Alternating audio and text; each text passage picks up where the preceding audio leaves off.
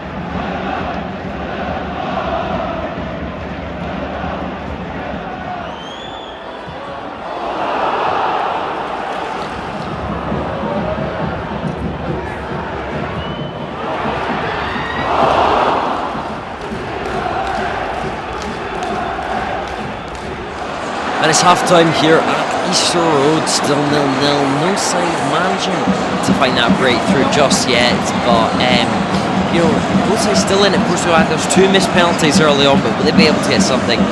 This we'll have to wait and see, but yeah, point of peace between either side. You know, strong performance from either side, but a very exciting second half coming up, and hopefully, yes, well, either side can find the goal. Is 20,150. Big thank you for everyone.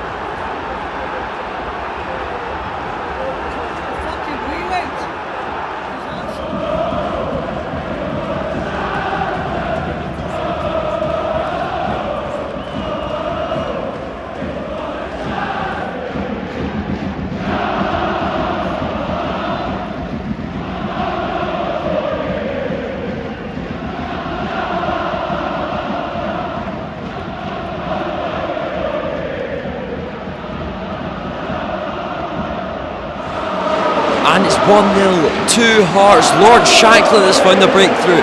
An absolutely superb goal from an absolutely superb player. 93 minutes of football had to be played before either team could find the breakthrough. And it was Heart Midlothian, as you can hear them chanting in the background. Lord Shanklin is an absolute top quality finish, and he is a top quality player. He really is incredible from him and from the Hearts team. You know, he's consistent all the way into the end, and snatch a win in that style. Incredible from them. Though Hibs were, really upset with that and really angry. They persisted all the way through and just couldn't get that breakthrough either. They had that chance early on in the penalty, and so did Hearts. They had that early on penalty. Lord Shanklin missed it, but I'm pretty sure he, as Hearts fan, would much prefer that he scored that goal instead of the first one. But yeah, absolutely incredible scenes over there, and it was absolute bedlam in the away end, one of the best limbs I think I've seen in Scottish football. Yeah, absolutely sensational from them. There's a few happy Hearts fans here in the press box, but even more, an emphatic win in emphatic style from Hearts. They secure their place in third thanks to their captain, their main man, their talisman, Lord Shanklin. So Sam, what a crazy end to that game. I mean, how do you even put that into words? I've been to a few Edinburgh derbies before, and I've seen one that was 0-0, and I just felt like this was destined to be 0-0. 2 missed penalties, a lack of quality in the final third, I think, like the crosses, the passes, that final ball or whatever just wasn't there. But give Shanklin one chance and he can put him in the top corner like that. And the Hearts fans, even now, the Hibs end is like basically all cleared out, but the Hearts fans are still here and they're loving it. How big do you think, wins like these? I mean, they beat Celtic a couple of weeks back. Celtic. How big do you think these wins are for, Hearts this season? They're massive. And speaking to a few of the fans before the game from both clubs, they don't often get a lot of silverware and trophies and stuff like that. So I think for them, these days are huge. Winning the derby is like winning a trophy. Maybe not quite like winning a trophy, but for them, it's the biggest day of the season, and they'll be buzzing. They'll be looking to kick on now.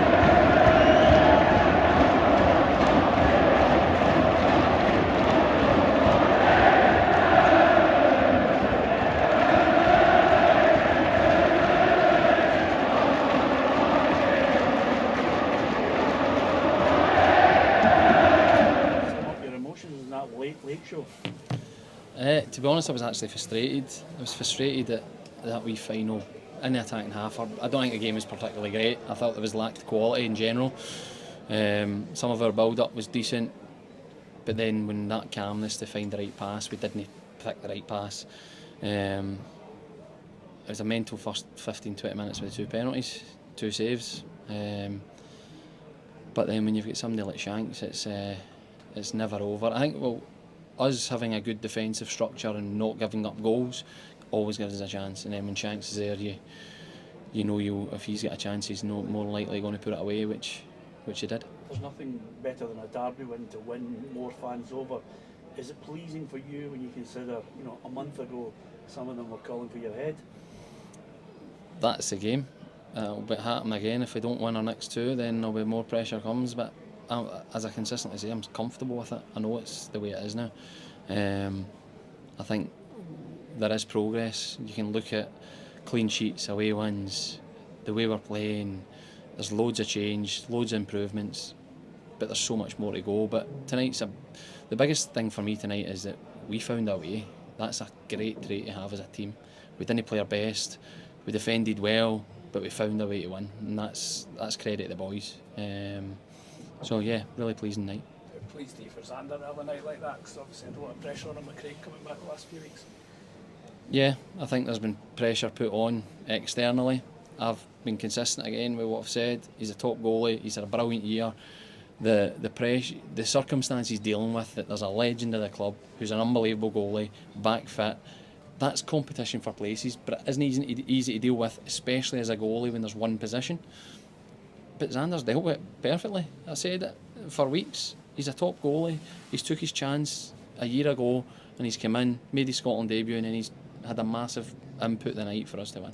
So the first 20 minutes were mental. I mean, derbies are crazy enough as it is, but what were the feelings when the two penalties you missed? Well, you miss it. To be honest, when we missed, I was comfortable because it was that early on, and the setup and what I thought we could do in the game was still there. They get the penalty, you're a bit anxious that they're going to score it, and it changes the dynamic of the game. But listen, Hibs came out and they changed the way they have been playing recently by pinning our back five. We couldn't get to grips, or we didn't put enough pressure on the wide areas. That's why we changed it at half time. I think in the past we've been criticised about players playing in certain positions. That an example being Alex Cochrane. We played him in Europe centre mid and get slaughtered for it. I think tonight he showed why we trust him in there. He was really good. But overall, delighted because we found You him. said if Real Madrid come in, I think he's going to let you go. Are you happy with that? I'll not be in. Talk us through that moment where you really set the difference between the two sides in the derby. What was going through your mind? Just stay calm. That was it, aye. Obviously it was just a long punt up the pitch. To be honest, I kind of had my back turned to the ball and it just dropped. And then it was just I was 1-on-1. It was about getting my shot away. Probably could have picked a better spot to put it. To be honest, I managed to just shift it onto my left and put it in the top corner. So aye, great feeling. From your own point of view, scoring a goal like that, was a game low in quality? Is it? I mean, did you think it was just heading towards the inevitable draw? It wasn't great, as you're saying. Personally, I wasn't great at all either. Wasn't happy with my performance, but it's all about just getting that one moment. I was confident. If I kept going through the game, obviously missing the penalty, early doors you get a little disappointment in that, but it was just trying to get one chance. I had one no long before the end that I kind of fired it off Marcy's chest, my left foot, but it was a decent strike, so I'd got it on target, and I thought if I just get one there, hopefully I can stick it away. And obviously when it's that late in the game, it's a great feeling. I know everybody's asking you about your decisions that you might have to make if somebody comes in with a bid. The manager has mentioned that there are factors that might influence you in the next 6 months. The Euros, the fact that the fans love you, you're scoring goals, you're happy in a team. Are those factors that you are seriously taking into consideration? That's it, aye. I've always said when I deal with speculation, I deal with the here and now, and it's, for me, I just look at it as a sign that you're doing well. There's never speculation when you're not doing so great, so it's just a good thing for me that people are speaking about me in a positive manner.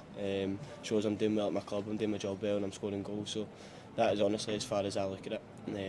If anything comes about, then that's when you sit down and talk about it, but until then, I've got 18 months of my contract, I'm happy and I'm enjoying it, I'm scoring goals, and that is honestly as far as I'm looking at it. Nick, do you feel hard done by with that late goal? Yeah, of course, it's a cruel game at times. I thought both teams would have probably been happy with a draw, and it's just one moment of quality. He's a quality striker, and that's why there's so much media about him moving on. And yeah, he's probably one of the best strikers in the league. One moment, I thought. Other than that, we kept him quiet. I thought for large periods of the game we were very good.